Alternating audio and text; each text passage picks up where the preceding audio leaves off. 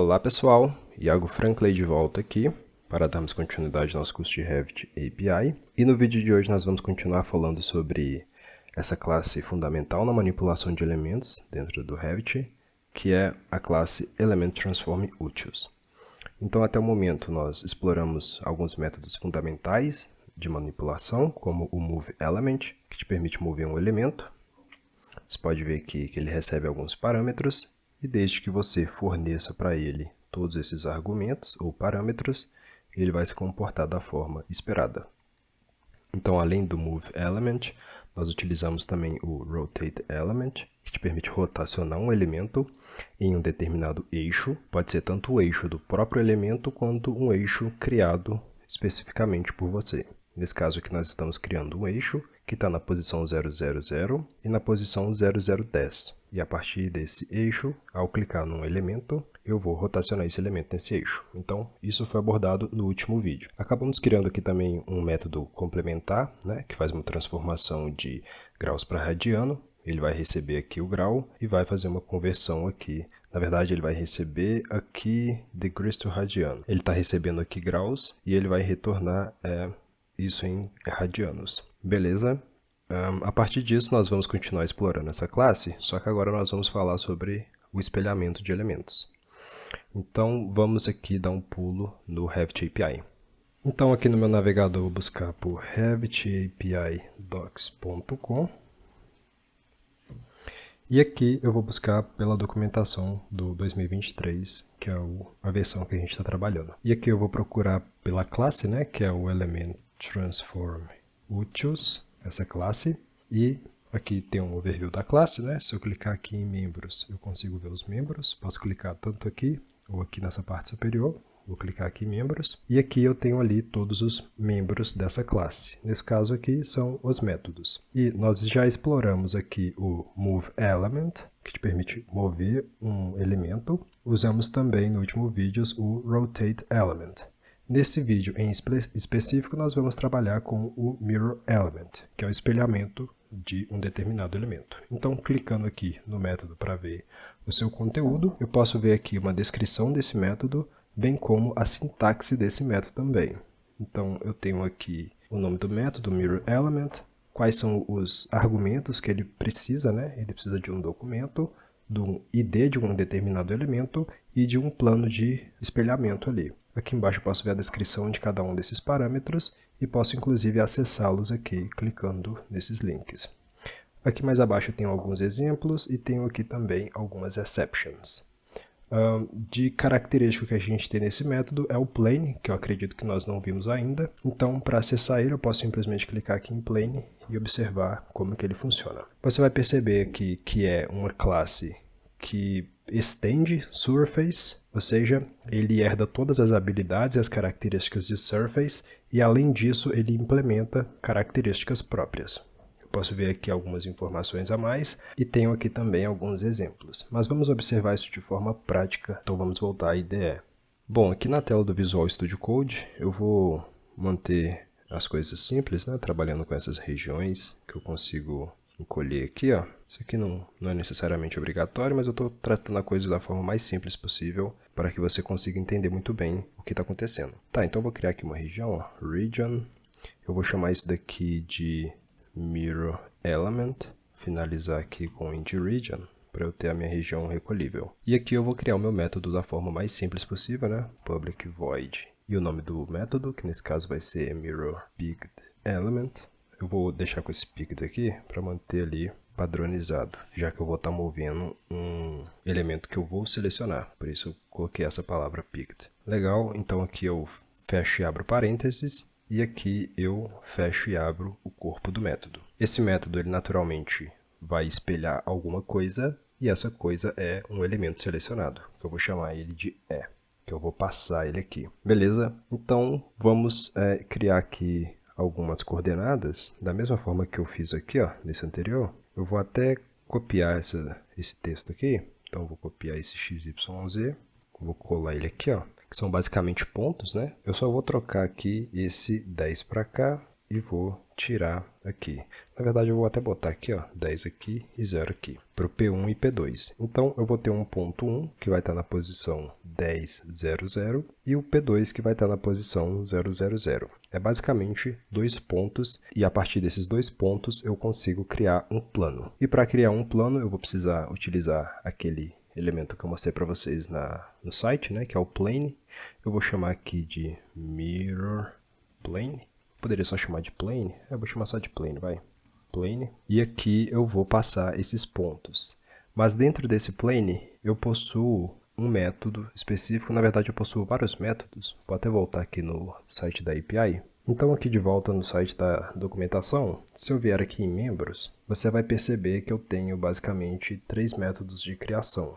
Eu tenho aqui o create by normal and origin, create by origin and basis, e o create by 3 points. Então, são basicamente formas de criar planos com determinados parâmetros ou argumentos específicos. Nesse caso, nós vamos utilizar o create by normal and origin, mas se eu abrir ele aqui, você vai perceber que eu preciso basicamente fornecer 2 pontos x, y, z, que nada mais é do que uma normal e a origem. Aqui eu posso ver a descrição desse método, né? E aqui também eu posso ver a descrição de cada um desses parâmetros. Nesse caso, o que é considerado uma normal, que nada mais é do que um objeto x, y, z, que nós já vimos trabalhando nos últimos vídeos, e também aqui uma origem, que também é um objeto x, y, z.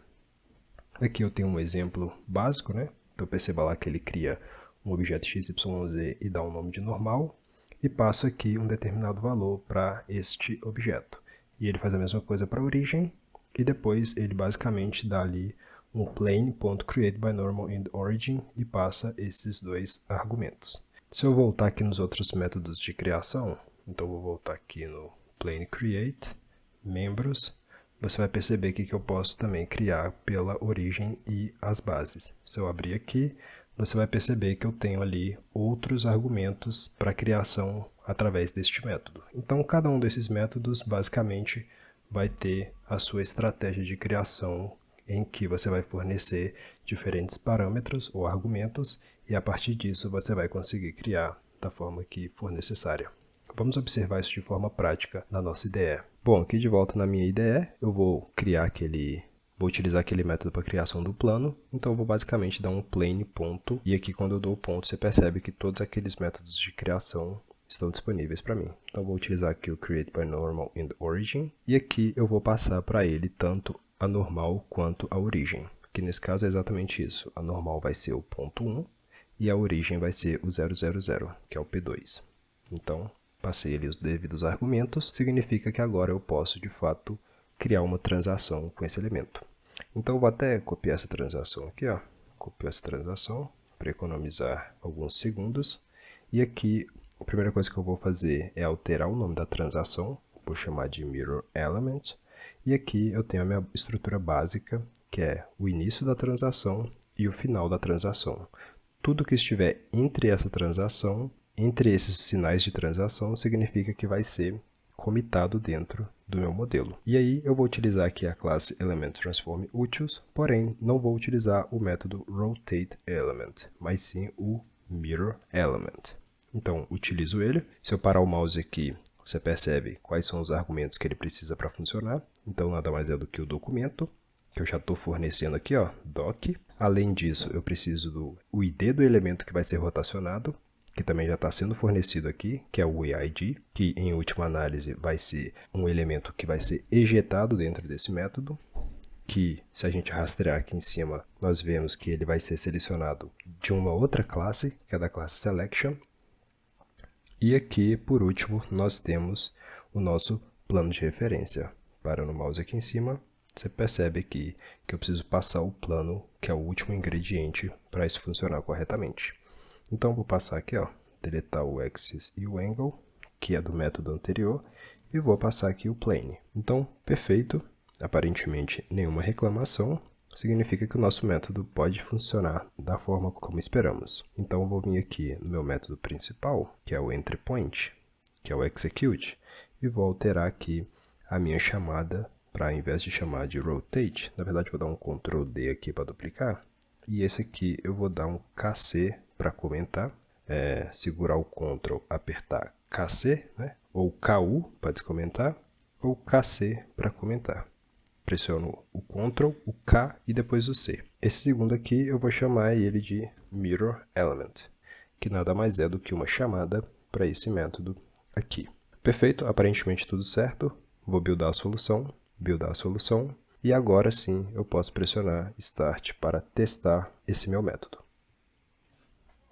Ok, o Raft inicializou, dizendo que tem alguns plugins querendo inicializar. Eu vou clicar em sempre carregar, e agora eu posso criar um novo projeto. Vou utilizar aqui o template de arquitetura. E agora aqui para testar a aplicação, eu vou colocar aqui um componente qualquer. Deixa eu ver, vou colocar uma mesa dessa, uma escrivaninha. Vou abrir isso na elevação. Vou jogar essa elevação aqui para a lateral.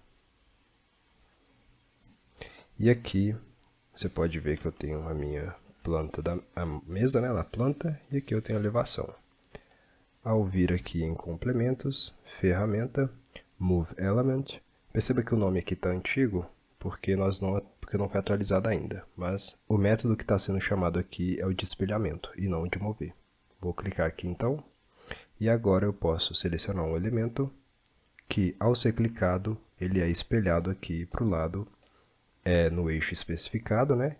E além disso ele cria aqui uma cópia. Por que ele está criando uma cópia? Isso se deve porque o método de espelhamento de apenas um elemento não me permite apenas espelhar, ele espelha e copia ao mesmo tempo. Vamos observar isso lá na API Docs. Então, de volta aqui na API Docs, se eu buscar aqui novamente por Element Transform Utils, vier aqui nos membros e procurar aqui o método que a gente está utilizando, que é o Mirror Element, você vai perceber que em nenhum momento aqui ele me diz que não haverá cópia. Pelo contrário, o que ele me diz aqui é que vai criar uma cópia de um elemento espelhado. E para que eu consiga configurar um parâmetro para que não haja a cópia desse elemento que está sendo rotacionado, eu preciso utilizar um outro método, que nada mais é do que o método Mirror Elements, diferente desse. A diferença é basicamente que esse daqui você vai apenas aplicar a um único elemento, né?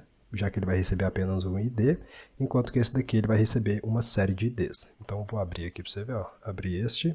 Perceba que ele está recebendo apenas um ID, né? Que é o ID do elemento que vai ser rotacionado, enquanto esse Mirror Elements ele vai receber uma lista de IDs, nesse caso uma coleção de IDs.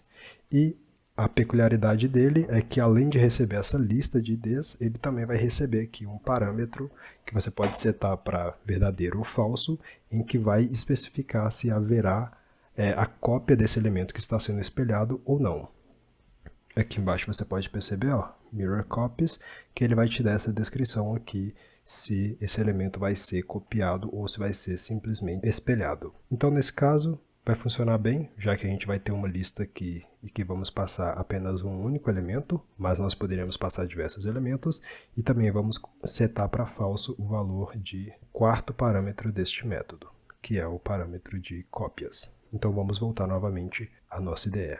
Então aqui na minha IDE, vamos dizer que eu quero apenas espelhar e não quero copiar. Então eu vou fazer o seguinte, eu vou copiar todo esse método aqui, colar ele aqui embaixo, e vou chamar ele de Mirror Picked Elements. Só botar um S aqui no final, para ele ficar com um nome diferente. Beleza, então eu tenho aqui o meu plano, certo? E aqui eu não vou utilizar o Mirror Element, porém vou utilizar o Mirror Elements. E perceba lá que ele vai receber uma lista de IDs. Então vamos criar aqui essa lista de IDs. Vou vir aqui e vou criar uma lista, tá? Chamar de iList, e vou chamar isso daqui de o tipo de elemento que ele vai receber é um Elements ID. Então vai receber uma lista de Elements ID, eu vou chamar aqui de EIDs. Ou poderia chamar de Element IDs, etc. Prefiro o mais simples possível, vou chamar de EIDs. E eu vou apenas inicializar essa lista, New Element IDs. Eu poderia já colocar, popular essa lista, mas eu vou deixar dessa forma mais simples, apenas inicializando. E depois disso eu posso colocar um elemento dentro dessa lista. Então eu vou fazer o eids.add e aí eu vou passar aqui o e.id.